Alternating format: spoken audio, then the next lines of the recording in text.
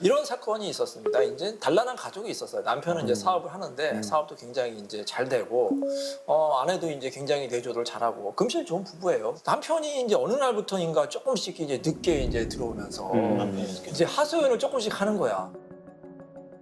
그렇게 잘 나가던 회사가 어렵다. 계속해서 아내한테 그런 말 하는 거야.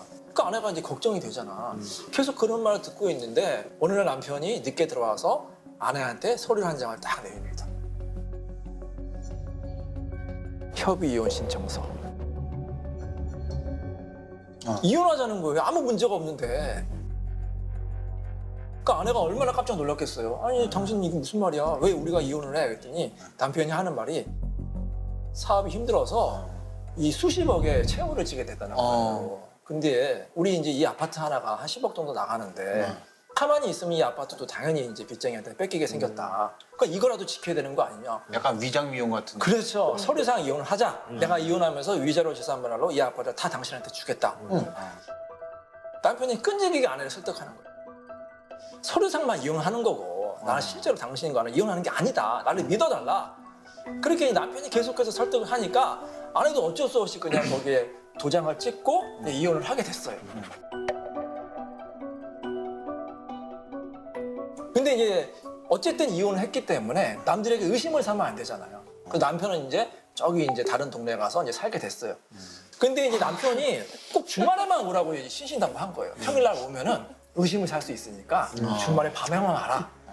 평일날 오지 말라. 그렇게 해서 이제 아내가 이제 알았다고 해서 이제 주말에만 갔는데 어느 날은 이제 평일날 한번 가고 싶다는 생각이 든 거야. 아내가 그런 생각이 들어서 평일날 연락도 안 하고 남편 집에 딱 갑니다.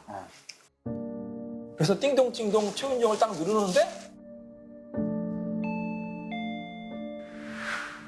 아무런 답변이 없어. 그래서 계속해서 기다리고 있는데 남편이 나옵니다. 그래서 딱 들어가 봤거든요. 그래서 충격적인 장면을 목격하게 됩니다. 그 안에 다른 젊은 여자가 같이 있었던 거예요. 아내가 얼마나 놀랐겠어요. 그래서 이제 남편한테 물어본 거지. 이게 어떻게 된 거냐? 이 여자 누구냐? 했더니 남편이 적반하장으로 아내한테 하는 말이 있어요. 무슨 소리야? 우리 이혼했잖아. 나랑 같이 살 여자야. 내가 지금 결혼할 여자야. 이렇게 아내한테 얘기를 하는 거예요. 진짜로요? 네. 당했어. 아내가 얼마나 분통이 터지겠어요. 그래서 이 이혼은 무효다. 나는 이렇게 못 산다. 이혼을 취소하고 싶다고. 아니 근데 그거 경우가 이혼할 때 있었거든요. 그 집은 어떻게 됐대요? 집은 아내한테 넘겨줬죠. 집은 받았네. 집은 받았어요. 그나마 다행이다.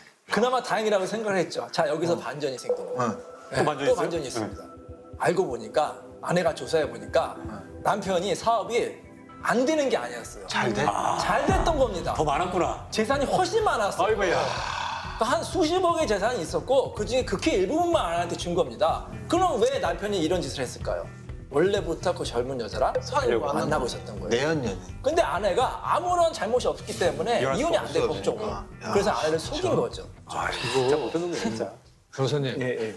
형사로 넣으십시오. 가사가 아니고 이거 형사로 넣어서 이거 두 분이 힘 좀 써주셔야 돼요. 이런 분들은 이혼 쪽이 아니고 구속으로 가야 돼요. 진짜 그건 사기도 되는 거 아니에요? 그렇게 되면? 근데 이제 우리가 이제 사기 결혼, 사기 이혼이라는 말은 없어요.